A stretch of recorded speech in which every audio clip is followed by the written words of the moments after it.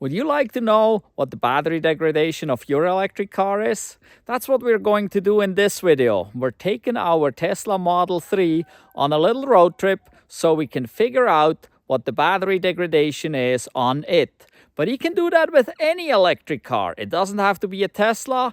You will see how we calculate it and you will see the results for our 2018 Tesla Model 3.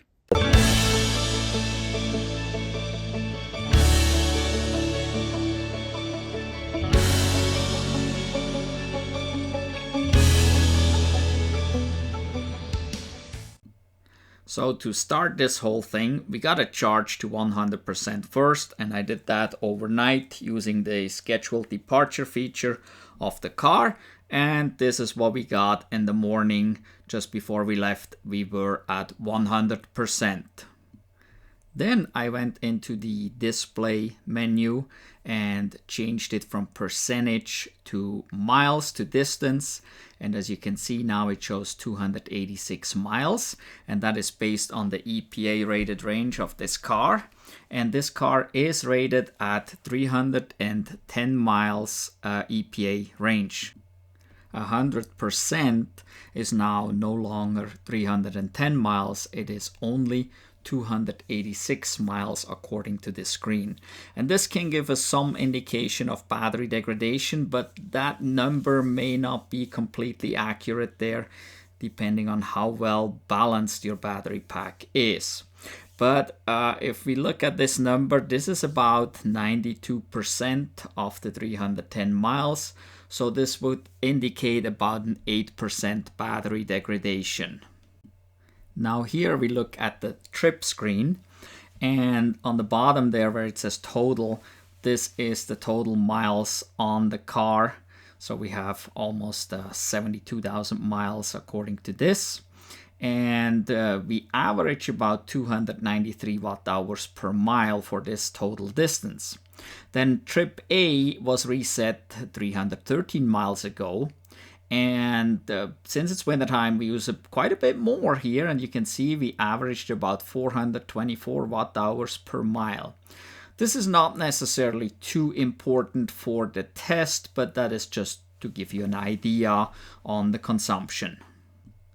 But what is important is that you reset one of the trip meters, and in this case I did reset trip A. You can see it's got all zeros there. So this way we can see the total energy used on this particular trip before we charge again in Butte about 150 miles away. And just like that, we are already in Butte. And that was really quick. So for us it took a little longer, obviously, driving there. And you can see there's a lot of information on this screen right now. So the navigation says it will take about 45 minutes to charge here in Butte to continue our trip.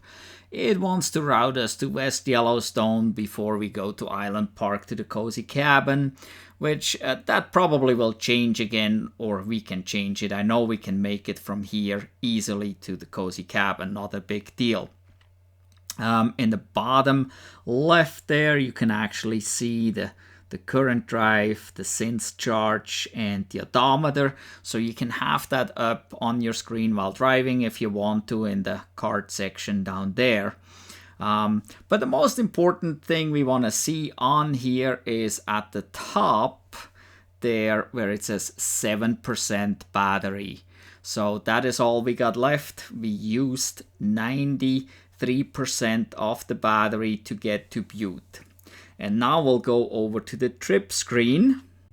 And here you can now see that the current trip has 126 miles on it, while since last charge has 152 miles on it, and trip A has 152 miles on it.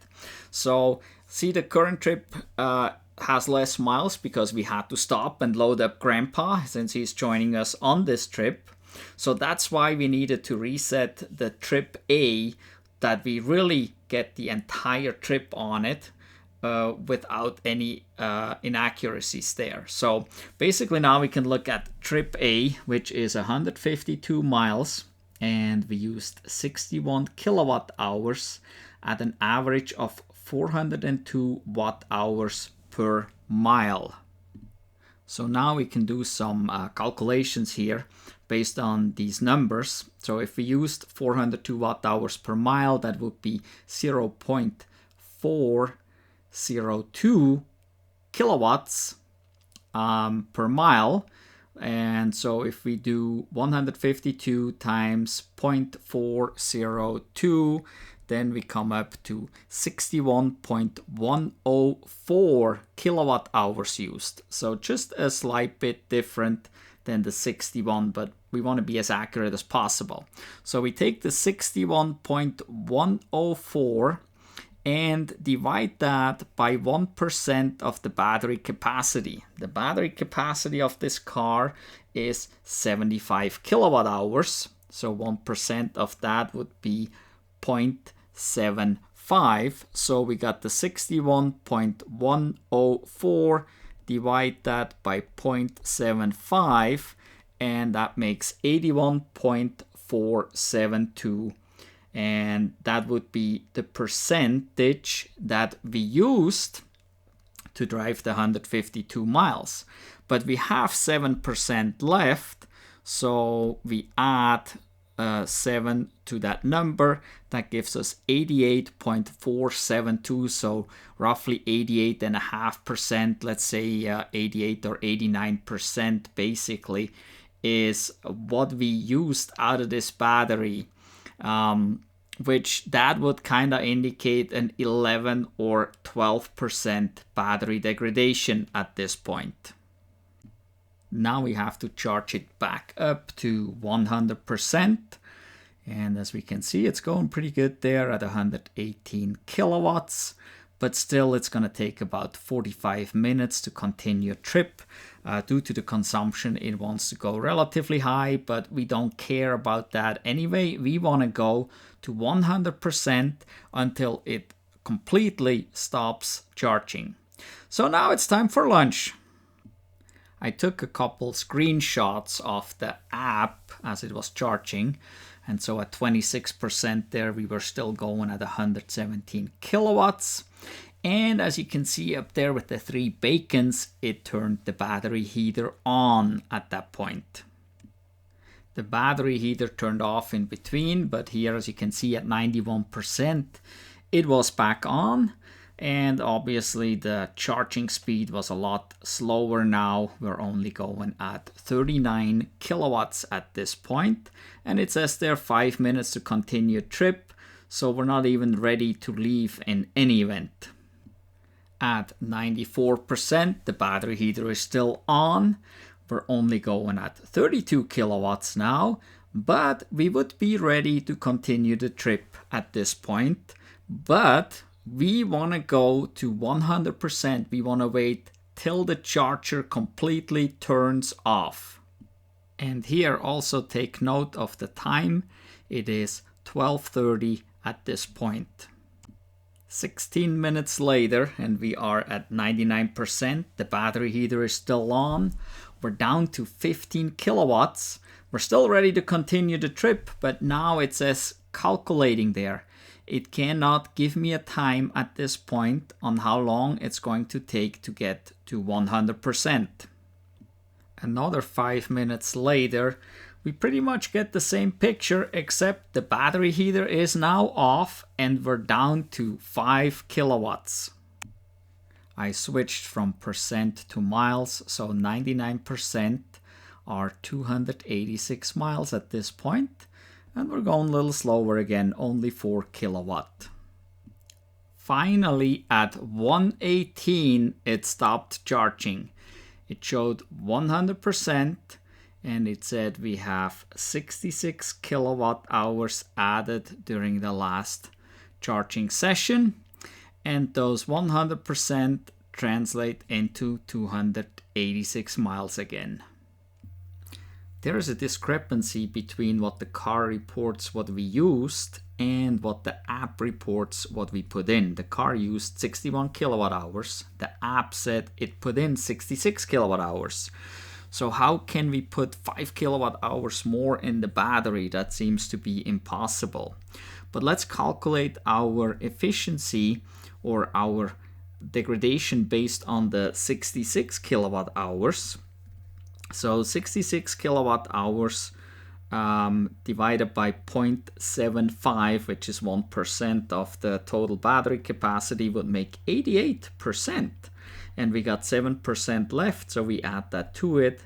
That makes 95%. That would tell us we only have a 5% battery degradation. So we would have currently 5, 8, or 12% battery degradation, depending on how we look at all this. But let's just leave these numbers alone for right now, drive to West Yellowstone and see what we can come up with there. And just like that, we are in West Yellowstone, got 32 miles left. That is 11% state of charge. We drove 145 miles, used 59 kilowatt hours at an average of 407 watt hours per mile. So now we can do our calculations again. Again, we'll multiply our consumption times the miles, that is 59.05, and we divide that number by 0.75, which is 1% of the battery capacity. That makes 78.7. Then we have 11% left, so we add that to it, and that makes a total of 89.7%, which would indicate a 10.3% battery degradation. So let's just say we got 11% degradation according to this calculation. Now we have to charge up again to 100%, and it's going pretty quick there. We're at 138 kilowatts to start with. We made it to 100%, and this time it added 62 kilowatt hours. And again, we have more added than what we used. There is a 3 kilowatt hour difference here. So let's do the calculation real quick based on those numbers. So 62 kilowatts divided by 0.75 is 82.7. We had 11 left. That makes 93.7. So that would be a 6.3% degradation according to this calculation.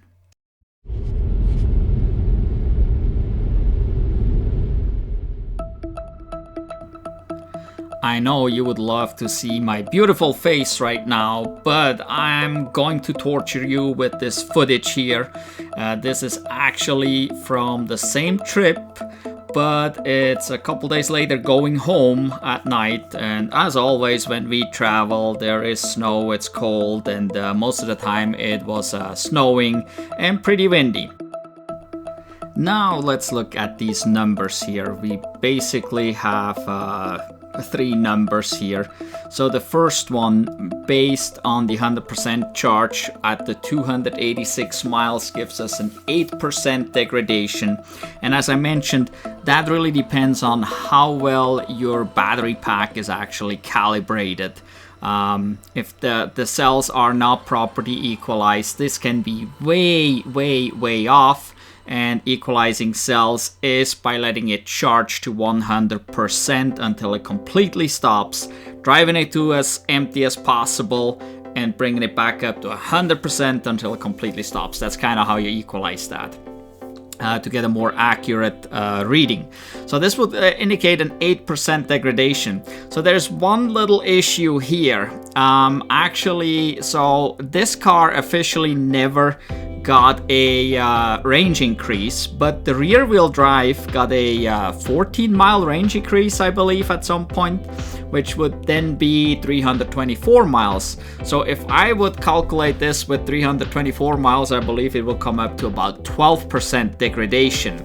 So the car never officially got it, but that doesn't mean the car doesn't have the same software as the other car and actually shows 286 miles based still on the 324. So I don't know. But anyway, that's 8%. That is relatively accurate, but not 100%, okay? Then let's look at the other numbers. In Butte, when we arrived, based on how much we actually used during driving, we show a degradation of 11.5%. And based on how much you used, that is very accurate, okay? Look at West there. We come up with a similar number, 10.3%. So they're relatively close, basically within 1%. So I would say we're somewhere between 10 and 12% degradation according to how much we used during the drive. And this is the most accurate of all these numbers. Now the most inaccurate number is the one that is based on how much we charged. We can see 5 and 6% there. I mean, that would be wonderful to just have that very little degradation, but that's definitely not the case. So why is that number wrong? It's pretty simple. So the app and the car, they both report the same number in kilowatt hours for the charging session, but what is used is how many kilowatt hours left the charger, okay? Not how many kilowatt hours we put into the battery. And there's a difference. What's the difference? So if the battery heater is going in your car, then there's power that is not going into the battery, okay? It's used for heating the battery. If you're sitting in the car and you have the cabin heat going, there is power that is used for the cabin heat and is not going into the battery. But the charger still reports all that power flowing from the charger to the car. And so how do I know that? Well, it's relatively simple. If you actually look what the car reports and the app reports at the same time, if you look at it and you look at the kilowatts, not the kilowatt hours, the kilowatts, then you'll see that the charger reports a higher number than the car. And that is because the charger obviously sends a certain amount of power. There is some losses from charging to even get to the battery. Then, like I said, battery heater, cabin heat, some things like that take away some. And the car will report a lower number because the car reports the kilowatts flowing to the battery, okay? And so if you sit in your car, you look at the app and the car, and you turn the cabin heat on, you will see the app will jump up higher a few kilowatts while the car will stay at the same. Or you can also see it when the battery heat turns on, you will see a jump on in the app, in the kilowatts there, while the car still reports the same. So that is an issue. You can't really look at how much you put in it. Same thing if you will go to an Electrify America or some other charger that reports you how many kilowatts and how many kilowatt hours it put in your car, you get the same result because it will show more kilowatt hours supplied to your car, but the actual amount going in the battery is lower. Okay, so because we obviously can't overcharge the battery. There will always be a smidgen more going into the battery just because we have some losses, but that is like nothing. It's not a kilowatt, it's way less. And then also there is maybe a difference. So if you actually sit in your car and you look at how many kilowatts it reports and how many kilowatts the charger reports in the app, they should be about the same. There's maybe a kilowatt difference because it rounds up or down. So the car may round up or down, the supercharger may round up and or down. Okay, so you may show about a kilowatt difference between a little bit of losses and so on and so forth. That is possible, but they're pretty much identical if nothing's on. So that is how I know that we cannot calculate it based on how much we put in. Now that said, how much you put in can be way off on how much you took out. So in Butte, we had a bigger difference. We charged way more, because the battery heater was going way more, and so that is the difference right there. While in West we had less battery heating going, so there was less supply coming from the charger, so we had a smaller difference there. But yeah, so the most accurate is the one based on how much you have used, from 100% down to whatever percentage you are. So the use, the 11.5 and the 10.3 is the most accurate. So I would say we have probably about, well, it's 10 to 12. I would say we probably have about 12% degradation. I'd rather go a little higher, and then I'm not too disappointed if I would go to Tesla and they tell me different. So now there is something else we can do. Tesla now does allow us to access the service menu in the car. So you can get in the service menu and you can do a battery health test in there. So that's pretty cool, and that will be our next video. We're going to do the battery health test on the same car, and then we can see what the health test comes up with, where we are at. Are we closer to the 8%? Are we closer to the 12%? Or are we closer to the 5%? So, but that is for our next video. So at this point, I would say we have 12% degradation based on what I'm looking at here. If you got anything out of this video, please give us a thumbs up for this video. If you haven't done so yet, please subscribe to our channel and hit the notification bell so you don't miss out on any of the future videos. I know many of you that watch these videos are not subscribed. Please subscribe, it doesn't cost you anything. And hey, I won't email you or text you or anything whatsoever. I don't even know who you are for the most of you. So please subscribe, this really helps the channel out to grow. This brings that YouTube algorithm up a little bit and shows our videos to more people, so that more people can learn about electric cars and how simple they actually are. Also, go check our older videos out. We got lots of road trip videos with the Tesla Model S, the Tesla Model 3, the Chevy Bolt, the Chevy Bolt EUV. Some of them are a year old, but they still have great information that is still valid for all this. There's not like something magically that has changed. So these are great videos from wintertime driving, summertime driving, all kinds of stuff is there. So go check that out. As well as go down into the description and click on our link to the Redbubble store. We got some EV and renewable energy inspired merch there. In any event, thank you for watching. Goodbye.